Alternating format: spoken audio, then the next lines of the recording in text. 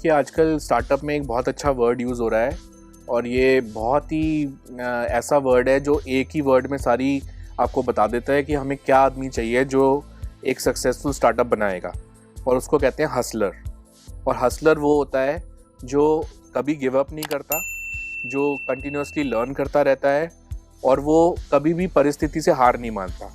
तो अब मैं बड़ा सा एग्जांपल दूंगा तो आपको लगेगा कि मैंने सीधा स्टीव जॉब्स की बात कर दी, लेकिन स्टीव जॉब्स का एक किस्सा आपको बताता हूँ कि जो मैकिंटोश कंप्यूटर से वो फेमस हुए, वो उन्होंने बनाया नहीं था, उनका आइडिया ही नहीं था। वो आइडिया था जेरोक्स लैब्स का, और जेरोक्स लैब्स में सबसे ज़्यादा पायनियरिंग रिसर्च और डेवलपमेंट वर्क होता था। उनको ये पता था कि जेरोक्स लैब्स में सबसे ज़्यादा अच्छा काम होता है, लेकिन जेरोक्स लैब्स में उनको अंदर जाना अलाउड नहीं था। तो उन्होंने क्या हसलिंग करी? उन्होंने ये हसलिंग करी कि मेरी एप्पल जो कंपनी है इसका मैं तुम्हें $1 मिलियन के शेयर्स, प्री IPO शेयर्स जिनको कहते हैं, वो मैं आपको दे देता हूँ, आप मुझे एक दिन के लिए अपनी लैब देखने दो।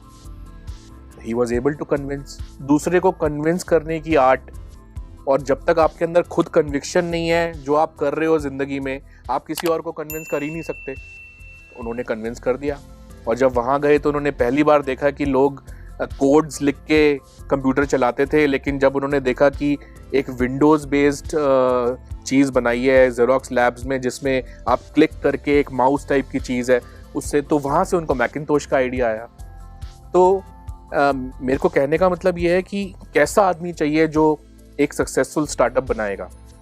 सबसे पहले तो वो ये ना सोचे कि कोई भी चीज़ आज के टाइम में अपने आप को अपस्किल करना, क्रॉस स्किल करना आज के टाइम में मुश्किल बिल्कुल नहीं है।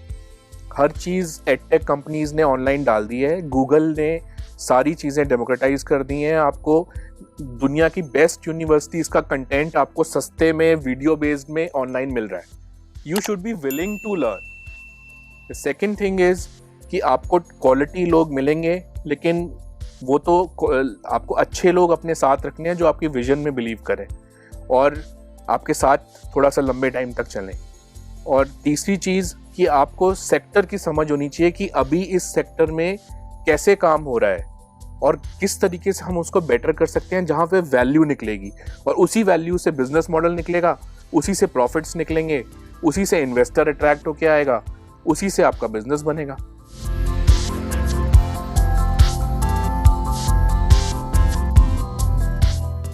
देखिए गूगल पे आप रिसर्च तो कर ही सकते हैं, लेकिन अगर आप जैसे मैंने बोला हसलिंग करते हैं, आप इवेंट्स में जाके लोगों से मिलते हैं, आप ऑनलाइन कॉल्स करते हैं, आप इवेंट्स अटेंड करते हैं, वहाँ पे क्वेश्चंस पूछते हैं, तो जब आप जिस चीज़ में काम करना चाह रहे हैं उसके उसी टाइप के लोगों से मिल रहे हो, एक्सपीरियंस लोगों से, लोग आपको बताएंगे कि यहाँ पे कैसे काम हो रहा है, क्या कमी है।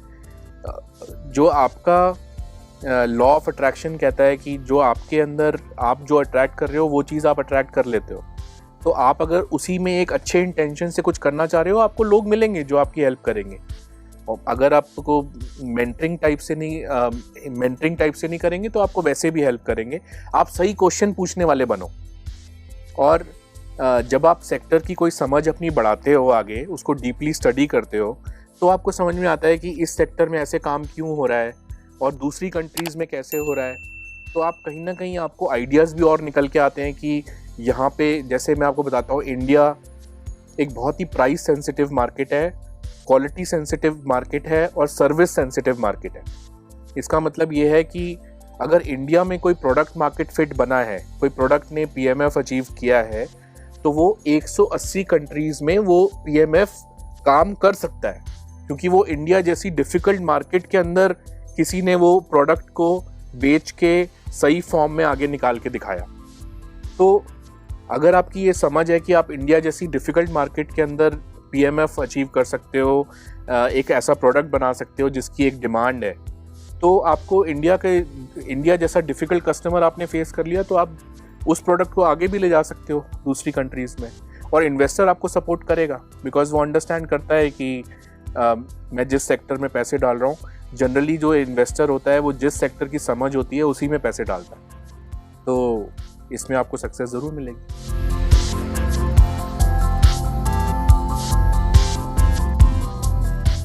इसमें हमारे स्टार्टअप में पहले होता है प्रूफ ऑफ कॉन्सेप्ट।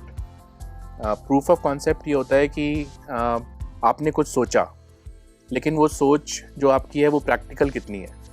तो किसी ने ये सोचा कि सपोज़ आज के टाइम में हम कहते हैं कि आजकल बाहर होवरक्राफ्ट्स आ गए हैं जिसमें आप एक जगह से दूसरी जगह उड़ के जा सकते हो। आप ये सोचो कि आप उसको इंडिया में भी चलाओगे, तो आपकी सोच बहुत अच्छी है, लेकिन असली जो मैटर करता है वो ये है कि आपका कस्टमर कौन सा है, वो उस चीज़ के पैसे देगा या नहीं देगा, और वो सर्विस आप हर जगह अवेलेबल कराओगे तो वो पॉसिबल भी है या नहीं। तो अगर इलेक्ट्रिक व्हीकल इंडिया में अभी इतने नहीं आए, उसकी रीज़न ये है कि बैटरी चार्ज करने की फैसिलिटीज़ अभी जगह जगह लगी नहीं है, लेकिन नेदरलैंड्स में और डेनमार्क में लग गई हैं, तो इसलिए वहाँ पे ज़्यादा बिक रही हैं। तो प्रोडक्ट मार्केट फिट हम उस चीज़ को बोलते हैं जब आपने एक प्रोडक्ट बनाया, उस प्रोडक्ट के बाद आपने ये भी डिसाइड कर लिया कि उसको मैं बेचूंगा कैसे, डिस्ट्रीब्यूटर से बेचूंगा या ऑनलाइन बेचूंगा या फिर मैं और किसी चैनल से बेचूंगा, और मैंने उसको बेच के भी दिखा दिया, कुछ मैंने प्रोडक्ट्स बेच के भी दिखा दिए कि ये चैनल ठीक है। उसके बाद आपने उसका प्राइस डिसाइड किया, फिर आपने प्राइस भी सही उस प्राइस पे भी बेच के दिखा दिया कि इसकी डिमांड है, और ये सारा PMF अचीव करने के लिए आपने रिसर्च करी। और एक होती है प्राइमरी रिसर्च, एक होती है सेकेंडरी रिसर्च। प्राइमरी रिसर्च यानी कि आप एक्चुअल में आपने कुछ अपनी टीम के लोग भेजे, उन्होंने कुछ फॉर्म कस्टमर से भरवाए, उसमें क्वेश्चंस थे कि आप ये प्रोडक्ट खरीदोगे या नहीं खरीदोगे, खरीदोगे तो किस प्राइस पे खरीदोगे, और आपको ऐसे प्रोडक्ट की ज़रूरत है भी या नहीं, अगर नहीं है तो इस प्रोडक्ट में हम क्या चेंजेस करें। वो प्राइमरी रिसर्च हो गई।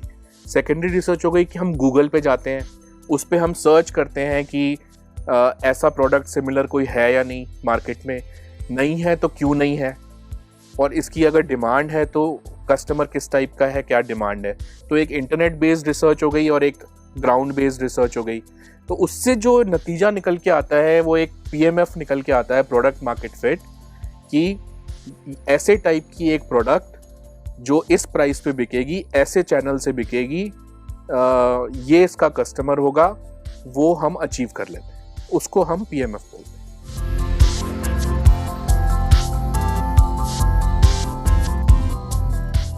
देखिए, आप इन्वेस्टर जो है ना वो पैम्पर्ड होता है, पैम्पर्ड इन द सेंस कि उसके पास दिन में 20 डील आती हैं, क्योंकि हर एक को इन्वेस्टर का पैसा चाहिए। वैसे पिछले 5-6 साल में सिचुएशन बहुत चेंज हुई है। जो इन्वेस्टर्स हैं उनको पता होता है कि कौन से जगहों से क्वालिटी डील्स निकल रही हैं। जैसे इन्वेस्टर कहता है मुझे तो बैंगलोर की टेक्नोलॉजी कंपनी चाहिए, मुझे हैदराबाद की टी हब की चाहिए, तो उसके पीछे एक अच्छी डील के पीछे 10 इन्वेस्टर होंगे, फिर वो वैल्यूएशन भी कोई नहीं सोचेगा। लेकिन बहुत सारे स्टार्टअप फाउंडर्स के लिए हो सकता है वो अभी मैच्योर लोकेशन में नहीं बैठे हों, थोड़ी सी कम नोन लोकेशन में सिटी में बैठे हों, छोटी सिटी में बैठे हों, तो उनको एक्सेस नहीं है और उनका रिलेशनशिप भी नहीं है इन्वेस्टर के साथ। तो हम जो कहते हैं कि स्टार्टअप में शुरू में एक फ्रेंड्स एंड फैमिली राउंड होता है, FNF राउंड, वो हम इसलिए कहते हैं कि सबसे पहले आपके ऊपर कौन भरोसा करेगा, आपके जानने पहचानने वाले करेंगे, फ्रेंड्स करेंगे, फैमिली करेंगे। तो सिचुएशन बहुत बेटर हुई है, लेकिन अभी भी अगर हमें इन्वेस्टमेंट रेडी बनना है और हमें इन्वेस्टमेंट मनी चाहिए, तो हमें ये मानना पड़ेगा कि अब कंपटीशन का ज़माना है, बिजनेसेस थोड़े कॉम्प्लिकेटेड हैं, बहुत सारे वेरिएबल्स हैं एक बिज़नेस के अंदर।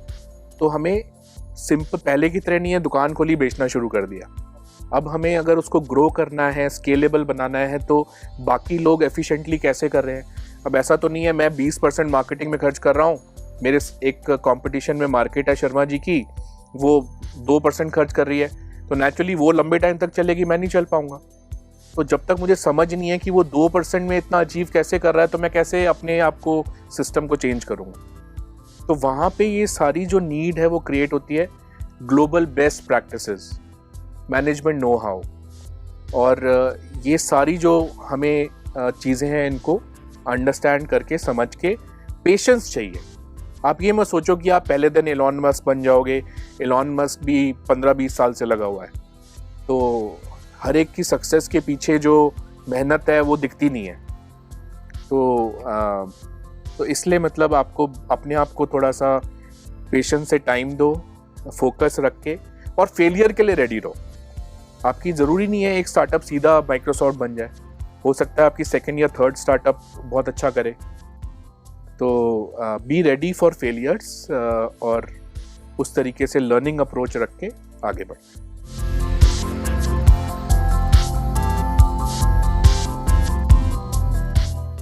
देखिए, हम जब कोई फाउंडर हमारे पास आता है तो हम सबसे पहले उसको उसके बिज़नेस को अंडरस्टैंड करते हैं कि वो बेसिकली करना क्या चाह रहा है, और फिर अपने एक्सपीरियंस से उसको गाइड करते हैं कि तू इसके अंदर यहाँ पे आप चेंजेस कर सकते हो, और आपको इसमें हमारी नॉलेज के हिसाब से कि क्या चीज़ सही बैठेगी। फिर जब वो हमें मैंडेट दे देता है, एक बार एंगेजमेंट साइन हो जाता है, तो सबसे पहले हम उसका एक पिच डेक क्रिएट करते हैं। पिच डेक एक 15 to 18 स्लाइड का डॉक्यूमेंट होता है जिसके अंदर पूरे बिजनेस को हम डालते हैं। दूसरा, हम एक फाइनेंशियल मॉडल क्रिएट करते हैं कि अगले 5 साल में इसके कॉस्ट कैसे होगी, खर्चे कैसे होंगे, रेवेन्यू कहाँ से आएगा, और कैश फ्लो कैसे रहेंगे बिजनेस में। कैश फ्लो इन्वेस्टर की नज़र एक ही चीज़ पे है, कैश फ्लो, और कंपनी की वैल्यूएशन क्या हो सकती है, कंपनी का भाव क्या होगा। और उसके बाद एक हम बिज़नेस प्लान क्रिएट करते हैं जिसके अंदर थोड़ा सा गो टू मार्केट स्ट्रैटेजी, आप मार्केट में कैसे जाओगे, वो सारी चीज़ें कवर होती हैं। उसके बाद हम 5 एरियाज़ में स्टार्टअप को हेल्प करते हैं। एक तो यूनिट इकोनॉमिक्स। यूनिट इकोनॉमिक्स का मतलब ये है कि हर यूनिट जो प्रोडक्ट की या सर्विस की आप बेच रहे हो तो कंपनी को नेट प्रॉफिट हो रहा है, आप लॉस में नहीं बेच रहे।